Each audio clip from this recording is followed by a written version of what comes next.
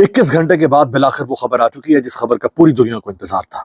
और वो खबर यह है कि अमेरिका और ईरान के मुज़ाकरात पहले मरहले में नाकाम हो गए। जी हाँ, अमेरिका ईरान मुज़ाकरात पहले मरहले में नाकाम हो गए। पहले मरहले में अमेरिका और इसराइल किसी भी एग्रीमेंट पर, किसी मुआहदे पर पहुंचने में नाकाम हो गए। ईरान के मीडिया के हवाले से एक खबर आ रही है जिसमें ईरानी मीडिया की तरफ से जानकारी दी गई है, आगे बातचीत की कोई योजना नहीं है। देखिए, बड़ा और अहम बयान इसे माना जाना चाहिए। आगे की बातचीत का कोई इरादा नहीं है, कोई योजना नहीं है, ये ईरानी मीडिया की तरफ से साफ कर दिया गया है। मतलब ये माना जाना चाहिए कि दूसरे दौर की बातचीत की कोई योजना नहीं है, जो जेडी वेंस पहले ही कह चुके हैं कि ये जो वार्ता है असफल रही है। अमरीकी जो अथॉरिटीज़ हैं उनके साथ शहबाज शरीफ जाकर मिले।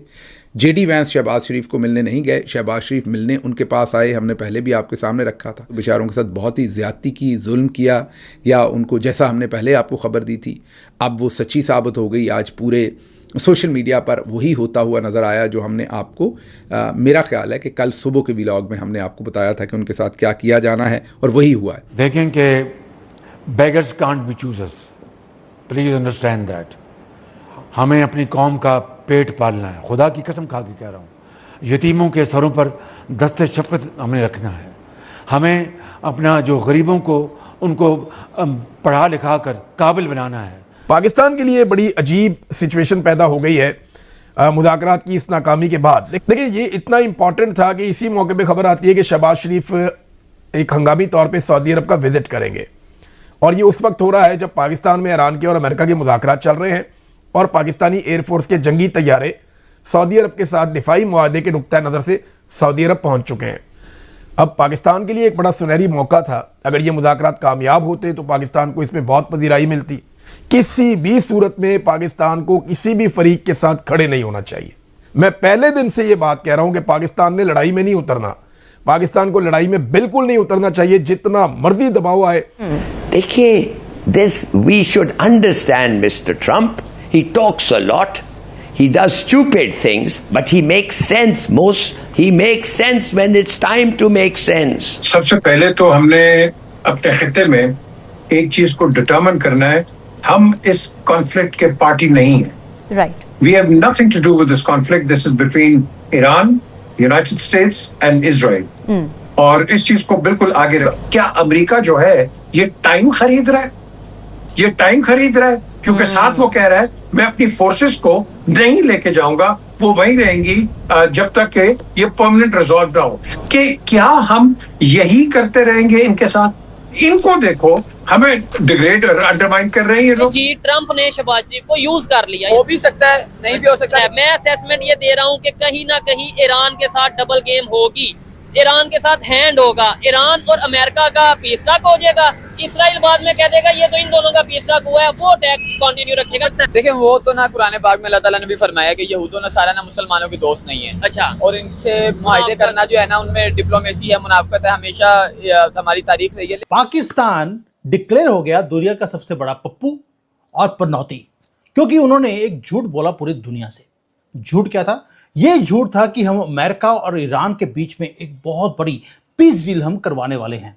इससे बड़ा झूठ हो नहीं सकता, क्योंकि कल यूएसए और ईरान के बीच में जो मीटिंग हुई है उसने गेम पूरी चेंज करके रख दी। हम विटनेस कर रहे हैं एक मास्टर क्लास ग्लोबल डिसेप्शन के अंदर, जहां पर अमेरिका भी बेवकूफ बना रहा है ईरान को, और ईरान ने कल अमेरिका को बेवकूफ बनाने की कोशिश करी, और ये दोनों मिलकर पूरी दुनिया को बेवकूफ बना रहे हैं। कहां बैठकर? एक बेवकूफ कंट्री में। हुआ क्या? इस्लामाबाद के अंदर के ऊपर खड़े होकर ऊंची ऊंची स्क्रीम कर रही थी कि हम युद्ध जीत गए। जिनका सब कुछ फाड़ कर हाथ में डाल दिया हो वो युद्ध जीत गए हैं। मुसलमान हमेशा ही ऐसा ही करता है, लेकिन वो वहां पर उनकी जो बॉडी लैंग्वेज है वो भी ऐसी थी कि बाहर से दिखा रहे थे कि हम हीरोज हैं। लेकिन अब थोड़ा सा क्लोजली वॉच कीजिए, 70 लोगों की डेलीगेशन पहुंची है पाकिस्तान के अंदर। क्या कर रही है? पहली बात यह है कि 70 के 70 लोग एक प्लेन में नहीं गए, 3 सेपरेट प्लेन्स के अंदर ये लोग पहुंचे हैं, और उसको सराउंड किया गया पाकिस्तान की फाइटर जेट्स के थ्रू। उनको एस्कॉर्ट करके लेके आए हैं, क्योंकि उनको डर था कि कहीं उनको आसमान में उड़ा ना दिया जाए अमेरिका की तरफ से। ये आपको लगते हैं कि एक जो जीता हुआ आदमी हो, क्या वो आपको एक कॉन्फिडेंट विक्ट्री वाला आदमी दिखता है ऐसी हरकतें करते हुए? ऐसे लगता है कि वो डूम्सडे से एस्केप करने की कोशिश कर रहे हैं। लेकिन जैसे ही वो प्लेन से बाहर निकले, एरोगेंस पूरी दिखाई दी उनको उनकी टीवी के ऊपर। वर्ल्ड वॉच कर रहा था, कैमराज रेडी थे कि हो क्या रहा है, और जेडी वेंस वहां पर पहुंचे हुए थे, वो भी वेट कर रहे थे। उसके बाद ईरानियंस ने क्या किया, एक ऐसा स्टंट निकाला उन्होंने जिन्होंने सारे डिप्लोमेट्स को स्पीचलेस छोड़ दिया।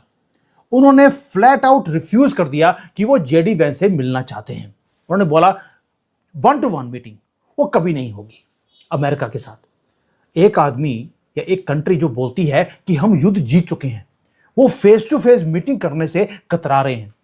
हारा हुआ आदमी वो कतराता है या जीता हुआ आदमी वो कतराता है। जेडी वेंस ने बोला मुझे कोई दिक्कत नहीं है, मैं 1-to-1, अगर हम हार भी गए हैं तो भी मैं 1-to-1 मीटिंग करने को तैयार हूं। उसने बता दिया कि एक्चुअली जीता कौन है। दूसरा, ईरान ने बोला हम आंख में आंख डाल के तो बात बिल्कुल नहीं करेंगे, आंख झुका के बात हमें करनी पड़ेगी, उसके लिए हम रेडी नहीं हैं। यह दुनिया का सबसे बड़ा जियोपॉलिटिकल जोक था, joker of the world, Pakistan में बैठकर। अब ईरान ने जो बोला कि भाई हम यूनाइटेड स्टेट्स के साथ नहीं मिलेंगे, लेकिन हमें बीच में दल्ला चाहिए। शहबाज शरीफ बोलता मेरे से बड़ा दलाल इस दुनिया में कौन हो सकता है। तो प्राइम मिनिस्टर ऑफ पाकिस्तान वो दलाली करने बैठ गया। एक पहले मीटिंग करी जेडी वेंस से सेपरेटली 1-to-1 बाय शहबाज शरीफ, और दूसरी मीटिंग करी ईरान की डेलीगेशन के साथ 1-on-1। आप सोच के देखिए, एक लीडर पाकिस्तान का जिसकी क्रेडिबिलिटी या लीवरेज जीरो है, पाकिस्तान के अंदर भी इसकी क्रेडिबिलिटी जीरो है, वॉशिंगटन के सामने जीरो है, और तेहरान के ऊपर भी कोई लीवरेज या इनकी कोई भी हैसियत नहीं है। और ये एक्ट कर रहे थे अल्टीमेट रेफरी के लिए, ग्लोबल सर्वाइवल के लिए। प्योर कॉमेडी आपको दिखाई दी, बट कॉमेडी ऐसी थी जिसके ऊपर किसी को हंसी भी आ नहीं रही। क्यों? शहबाज शरीफ ने पहले तो जेडी वेंस से मीटिंग करी कि देखिए मैं आपकी मीटिंग करवा दूंगा, पर थोड़े से पैसे भेज दीजिए क्योंकि मेरे पास आटा नहीं है घर में। और ईरान से मीटिंग करी कि भाई मैं आपकी और अमेरिका के बीच में युद्ध रुकवा दूंगा, पर थोड़ा सा तेल भेज दीजिए क्योंकि आजकल आसिफ मुनीर जो है वो भी साइकिल पे आ रहा है, गाड़ी में तेल डलवाने के भी पैसे नहीं है, उसके पास तेल भी नहीं है। ये हाल थी, इसलिए बोल रहा हूं ये कॉमेडी सीन था जिसके ऊपर दुनिया को हंसी भी नहीं आ रही, क्योंकि अब लोगों ने इनके ऊपर हंसना भी बंद कर दिया। थूकना तो हमने पहले ही बंद कर दिया था पाकिस्तान के ऊपर, क्योंकि हमें लगता है कि थूक भी गंदा हो जाएगा, क्या करना है। अब दुनिया क्या कर रही है?